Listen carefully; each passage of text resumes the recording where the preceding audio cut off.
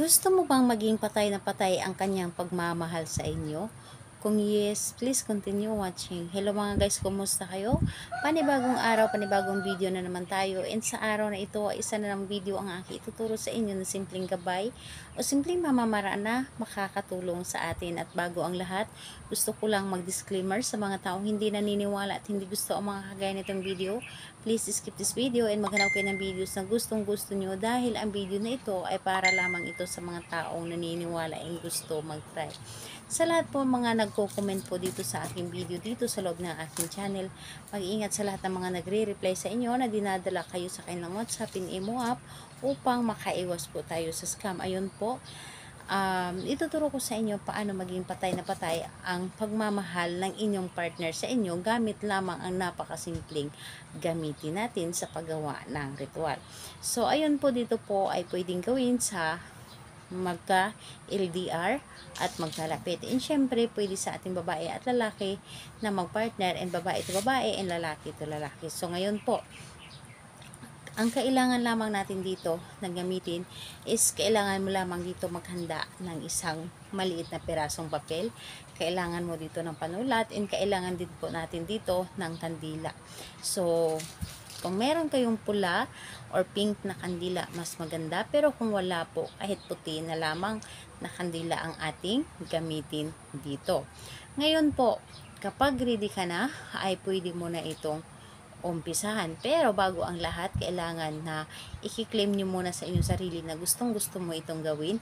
I-claim mo sa inyong sarili na ito ay para sa inyo or malakas yung paniniwala ninyo na ito ay gagana sa inyo and malakas din po ang inyong paniniwala at tiwala po. So, kailangan na hindi kayo nagdududa sa isang ritual na inyong dapat na gawin. So, kapag ready ka na, ay pwede mo na itong simulan. So, ang gagawin po natin dito ay napakadali at napakasimple lamang po. So, dito sa inyo, sa papel, kung nakikita po ninyo ang papel na ito, so kung nakikita po ninyo ang aking isinulat, ito po ay X lamang.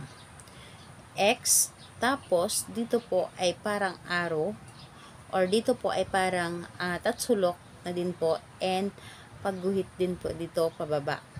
So, ayun po, pagguhit ito sa baba, and dito sa gitna po, isulat po ninyo yung pangalan, tapos apelyido niya, ni target. So, yun po ang inyong isulat. So, again po, ito po ang inyong isulat. Ayan po. Parang asterisk lamang siya, pero hindi siya asterisk. So, ito ay X. Ayan po. And dito, parang tatsulok and pababa. And dito, pangalan niya at apelyido. Sa gitna po. And kapag naisulat nyo na ito, kunin po ninyo ang inyong kandila. So, kunin po ninyo ang inyong kandila and sindihan ito at patakan po ninyo ito ng wax ng kandila. So, habang pinapatakan ninyo ito, dapat po ay matakpan ng wax ng kandila yung kanyang pangalan at apelyido. Habang pinapatakan ninyo ito, yung isip po ninyo dapat ay pinapagana ninyo. Paano? Papaganahin ninyo ang inyong isip na sinasambit ninyo yung pangalan at apelyido ni target and isusunod po ninyo ang inyong nais. Halimbawa na lamang ay maging patay na patay ka sa sobrang pagmamahal sa akin. Wala kang ibang mamahalin kundi ako lamang. Wala kang ibang mamahalin habang buhay kundi ako lamang. Hindi ka titingin sa iba kundi sa akin lamang. Hindi ka magkakagusto sa iba. Hindi ka matutukso sa iba. Lahat na po ay gusto ninyong sabihin ay sabihin nyo na dito dahil po ito, kapag ito ay nagagaling sa inyong puso, yun ang sinusunod po ninyo. Importante ay ito ay good intention dahil yun po ang pinaka importante sa lahat is ang good intention. So ayan po, kapag nasabi nyo na lahat at natakpan na ng wax yung pangalan niya, is itupi mo lamang ito ng papunta po sa inyo at itago nyo lamang ito.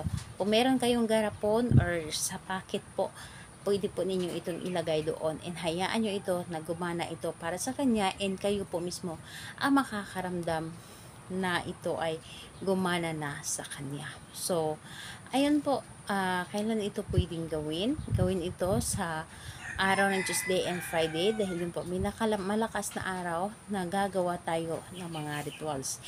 And pwede din po sa ibang araw, kung nakikita po ninyo sa gabi ay sinag ang buwan, pwedeng gawin po ninyo sa gabi. Kung nakikita po ninyo ay sinag ang buwan, huwag na kayong maghintay ng Tuesday and Friday and manalangin and humiling kayo sa buwan. Tutuparin ng buwan kung ano man ang ninanais po ninyo. So, ayun po. Salamat po sa inyo. Bye bye everyone. God bless us all.